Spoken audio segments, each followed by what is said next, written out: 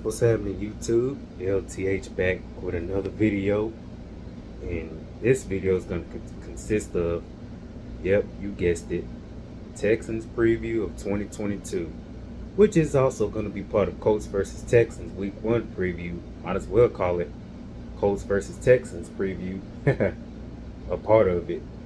So, I already got my predictions out the way, so I'm going to talk about it. Let's talk about it. I know the Thursday night game is between Bills and Rams, but let's talk about this Sunday, which is now 5 days away, between the Texans and the Colts. Yeah, Indy beat the Texans twice last year in blowout fashion, you know. And I know both teams got new players coming in and old players come gone, you know, new players in, but and of course the Texans got a new coach and Lovey Smith and a new offensive coordinator in Pep Hamilton. And I'm still happy that Tim Kelly is gone. So let's talk about it. You know, the Colts brought in Matt Ryan after they traded Carson Wentz to the Commanders in for 2 third rounders.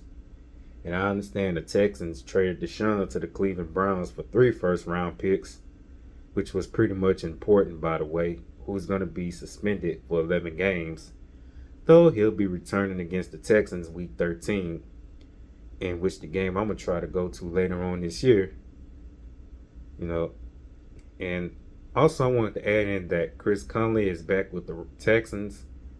I'm not sure if it's on the practice squad or active roster. And once again, Marlon Mack got cut.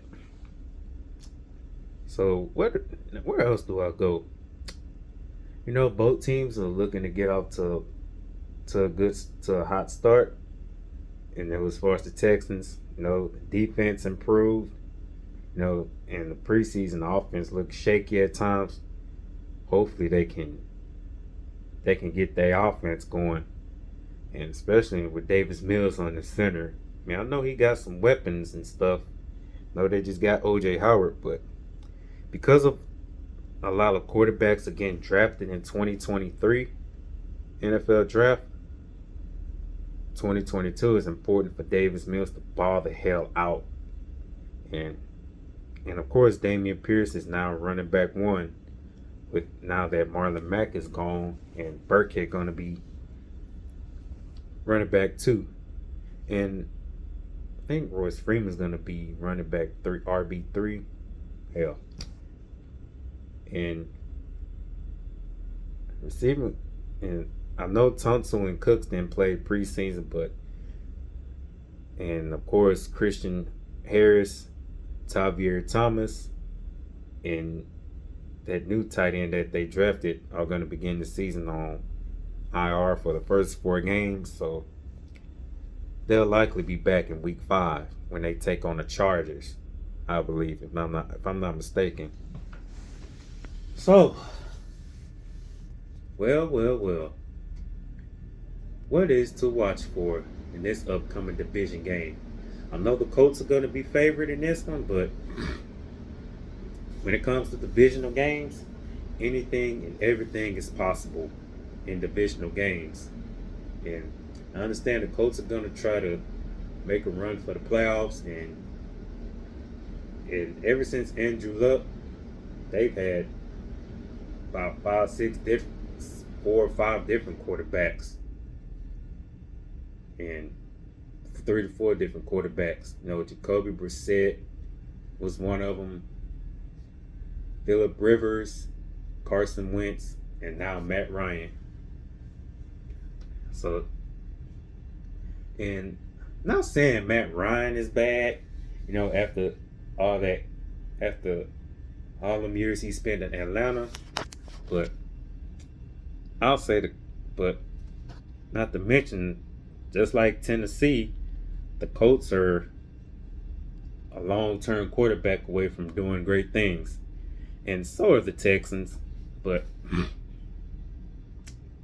Jonathan Taylor, dude, is a stud, and meaning that the defense of the Texans is going to got to figure out how to stop him, or he'll run wild like he did last season. You know, stop Jonathan Taylor, you know, don't make anything easy on that Colts offense. You know, if it means forcing Matt Ryan to beat you with his arm, because I know they're gonna, because Jonathan Taylor's gonna be the face of that Colts offense, and there was news about T.Y. Hilton not getting a new deal done with Indy, and I wouldn't be shocked if he plays this game because he is on the Texans historically, and Darius Leonard is likely gonna play, but hey, I like a challenge. I mean, I like a challenge big time. But as far as the Texans defense, they gotta attack. They gotta attack. I mean, I know that Colts O-line with Quentin Nelson in it, he's good, but doesn't change the fact that the defense gotta attack. You know, apply pressure on Matt Ryan, like rattle him so much that he can't get comfortable in the pocket, leaving him little to no time to throw the ball to the open man. As far as the offense, it's gonna be like a run heavy type team. So look for Dameon Pierce to get the carries, get the load of carries. You know, do whatever he got to do to take the pressure off Davis Mills, because I know the Colts are going to try to eliminate the run game as well. You know, if it means they're going to be trying to force Davis Mills to beat them with his arm only. You know, to beat the Colts, can't get off to a slow start against these guys. You know, and the penalties are one of them. You know, got to play discipline. Don't commit dumbass penalties. You know, all that stuff. And play smart football. And coaching got to be smart too and creative. You know, and with Pep Hamilton as the OC, there's no excuse to why he don't mix it up. You know, to make things easy for Davis Mills. Got to ball out. Who got to ball out in 2022? You know, don't commit silly turnovers, and if they commit 0 turnovers, you know, do what they got to do. Stop the run. You know, put pressure on that opposing defense. Hey, it's a good chance the Texans are gonna win this game. Hey, and I would like for them to beat the Colts. Now, if there's a reason that the Texans don't win this game, I'll say it's because of, you know, dumb penalty, defensive / offensive penalties, and of course defense staying out on the field for too long, and offense not enduring too many 3-and-outs, quick 3-and-outs at that, you know, not moving the ball effectively.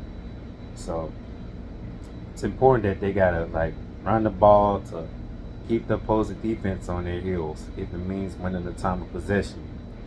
Because gotta win. If they can do that, there's no excuse to why they don't win this game. But like I just said, if there's a reason why Houston don't win this game, it's because of committed turnovers, you know, giving up one big play too many, and undisciplined. Can't play sloppy and expect to win games regardless who they play. So, and Houston's gonna be in their Liberty whiteout, by the way. You know, I'll be ecstatic if they can release their white helmets like they did the red helmets.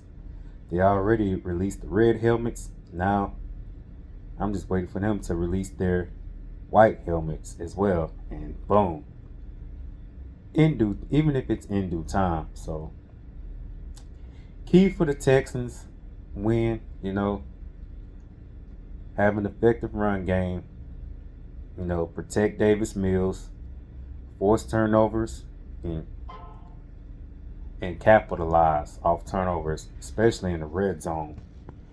You know, spread the ball, spreading the ball, which is going to be likely key, by the way. But like I said, division games, anything and everything is possible. So if Houston wants to get off on the right foot, they got to be disciplined and smart. Because, like, they get off to a slow start and go down by at least 3 more touchdowns, hey, they're they're screwed. They're definitely screwed. So yeah. Now as far as prediction goes, like, yeah, the Texans are gonna put up a fight, but in the end, I think the Colts are gonna end up winning this game by a touchdown or by 10 points. About 10 points. You know, I could be wrong, but I'ma just lay that out there. So Texans family, like Texas Nation, let me know what y'all think in the comments. I want to pick the Texans, but I'm going to just say the Colts win by 10 points, for a safe pick. But not to mention, I would love for my Texans to prove me wrong. In which I wouldn't mind admitting that I'm wrong. So let's see what happens come Sunday, September 11th. Texans versus Colts. Texas Nation stand up. 7:13 in Bayou City. Go Texans.